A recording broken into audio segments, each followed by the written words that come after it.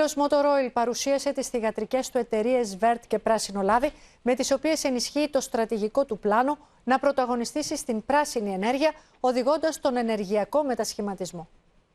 Πράσινο βιοντίζελ από τη Γανέλαιο. Η θυγατρική εταιρεία της Motor Oil Vert καινοτομεί με την παραγωγή 30.000 τόνων βιοκαυσίμου ετησίως από περίπου 18.000 τόνους αποβλήτων ελαίων που συλλέγει η θυγατρική της Πράσινο Λάδι και 12.000 τόνους ζωικού λίπους που συλλέγει η ίδια. Η πράσινη μετάβαση, ο μετασχηματισμός δηλαδή του ενεργειακού μείγματος, διασφαλίζοντας και την ενεργειακή αυτονομία της Ελλάδας, είναι προτεραιότητα στρατηγικής σημασίας για τη Motor Oil. Στο υπερσύγχρονο εργοστάσιο της στο Βόλο ανακυκλώνει περίπου το 50% από τα τηγανέλαια που παράγει η Ελλάδα.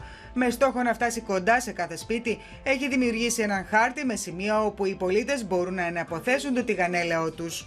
Ένας πολύ ευτυχής γάμος που ένας μεγάλος και εύρωστος όμιλος πήρε μια εταιρεία η οποία είναι πάρα πολύ προσιλωμένη στην περιβαλλοντική της αποστολή και παράγει το πιο πράσινο και καλύτερης ποιότητας καύσιμο στην ελληνική αγορά. Το πράσινο καύσιμο με χαμηλό αποτύπωμα που παράγει η εταιρεία συνεισφέρει στη μείωση εκπομπών του διοξιδίου του άνθρακα και αερίων του θερμοκηπίου κατά 90%. Η εξειδίκευση στην παραγωγή πράσινου εναλλακτικού καυσίμου με χαμηλότερο ανθρακικό αποτύπωμα, το βιοντίζελ δηλαδή από τα απόβλητα, θα ενισχύσει ακόμα περισσότερο τη στρατηγική θέση του ομίλου στην κυκλική οικονομία.